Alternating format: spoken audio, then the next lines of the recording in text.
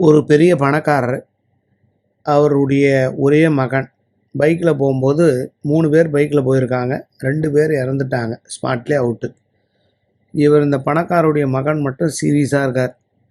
ஹாஸ்பிட்டலில் சேர்க்குறாங்க. அந்த பணக்காரருக்கு இன்ஃபார்ம் பண்ணுறாங்க, இந்த மாதிரி உங்கள் பையனுக்கு ஆக்சிடெண்ட் ஆகி போச்சு ஹாஸ்பிட்டல்னு சொல்லி. அவர் போகிறார், கண்ணீர் விட்டு கதறார். எனக்கு இருக்குது ஒரே ஒரு வாரிசு, இறைவா என்னை எப்படியாவது காப்பாற்றுங்க, என் பிள்ளையை காப்பாற்றுங்க அப்படின்றார். கடவுள் வந்து காட்சி கொடுத்து சொன்னாராம், உன் பிள்ளையை காப்பாற்றுறதுக்கு சில தகுதி உனக்கு இருக்குது. இப்போ 2 பேர் இறந்துருக்காங்க, இவன் மட்டும் பொழைச்சிருக்கான்னா நீ செய்த புண்ணியம்.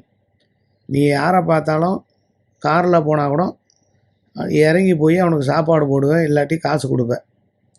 அது உன் பிள்ளையை காப்பாற்றுச்சு. உன் மனைவி அப்படி தான், வீட்டுக்கு யார் வந்தாலும் வேலையாட்களாக இருந்தாலும் அவங்களுக்கு சாப்பிட்றீங்களா அப்படின்னு ஒரு வார்த்தையை கொடுத்து அந்த அம்மா சாப்பாடு போட்டுச்சு. நீங்கள் 2 பேர் செய்த புண்ணியந்தான் உன் பிள்ளையை காப்பாற்றுச்சு. இப்போ கூட ஒன்றும் கிடையாது, பையன் வெளியில் வந்துடுவான். ஆனால் ஒரு 6 மாத காலங்கள் அவனால் நடக்க முடியாது.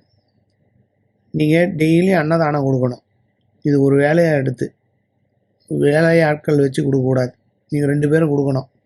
வீட்டு வாசலில் நின்று ஏதாவது ஒரு வேலை கொடுங்கன்னார். அப்படி கொடுத்தீங்கன்னா பையன் கிளியர் ஆகிடுவான்னார்.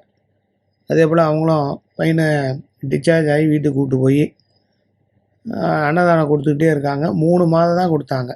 பையன் எந்திரிச்சு நடக்க ஆரம்பிச்சிட்டான். கடவுளுக்கு ரொம்ப நன்றி இறைவான்னாங்க.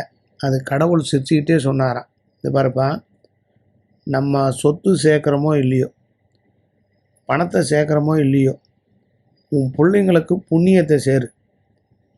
ஏன்னா சொத்து எல்லாம் இருந்து என்ன பிரயோஜனம், பையன் இல்லைன்னா வாரிசு இல்லைன்னா என்ன பண்ணுவேன் அப்படின்னு விளக்கம் கொடுத்தாராம்.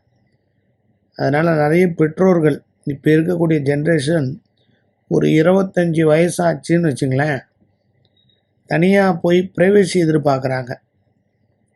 நிறைய பெண்களும் அப்படி தான், பெற்றவங்கள மறந்துட்டு மற்றவனை நம்புகிறாங்க. பெற்றவங்கள நம்பாமல் வெளியில் போய் அவஸ்தைப்படும் போது தான் தெரியுது.